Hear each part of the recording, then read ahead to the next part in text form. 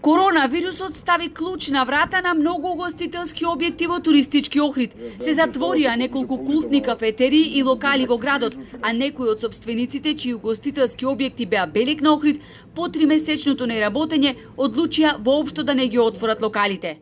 Долго време се чекаше на протоколите за угостителските објекти. Второ, ги одвоја или ги направи еднакви протоколите за ресторани и за кафичи. Што не е во ред, затоа што тоа се два различни вида на услуги кои што не може да се стават во исти сооднос. Освен тоа, нема доверба дека ќе остане тоа некои какви што се.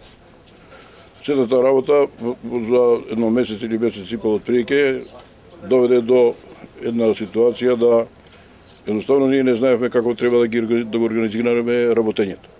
Бидејќи постојано се менуваа протоколите, ние цело време само ги местевме и разместувавме масите и столиците, рацени падна откревање и чистење со дезинфекциони средства.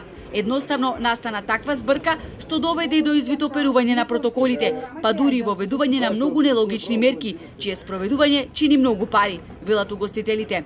И во една ваква ситуација, кога поголем дел од градовите во земјава ги намали општинските такси и другите давачки на угостителите, општина Охрид им испрати решенија до крај на месецот да платат фирмарина.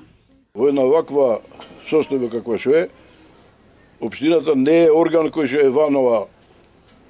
ван стопанство. Треба да види кои гранки во стопанството се погодени специфично, па ними да му лесни нешто, да му смали некаква давачка. Дали ќе се вика ДДВ кои што треба да се смали, дали овие такси кои што не се по законов за даноци, туку се по данок за такси, да ги коригира. Па да ги укине дури. Како му помагаме ние на стопанство? На кој начин? Поготово на овој сектор кој што е најзасегнат, очигледно, поготово Охрид. Од овие причини голем дел од локалите одлучија дека е подобро да не работат, доколку корона кризата продолжи и во наредните месеци Охрид ќе стане град на духови. Јасно е дека заради кризата и околностите голем дел од објектите се со право и оправдано уплашени за своето екзистирање и работење, бидејќи единствениот влез во таквите објекти е преку посетители, преку туристи. Ако ги нема, јасно е дека објектот ќе затвори за жал и вработените ќе останат без работа. Згора на се, угостителите дерма немаат и од инспекцијските служби. Заради одредени прекршители, сите се подложни на засилени контроли. Инспекторите треба да знаат каде, како и со што си имаат работа и таму да постапуваат, а не да лутаат од локал во локал. Онаму каде што има недоследно работење, се гледа од авион, велат угостителите.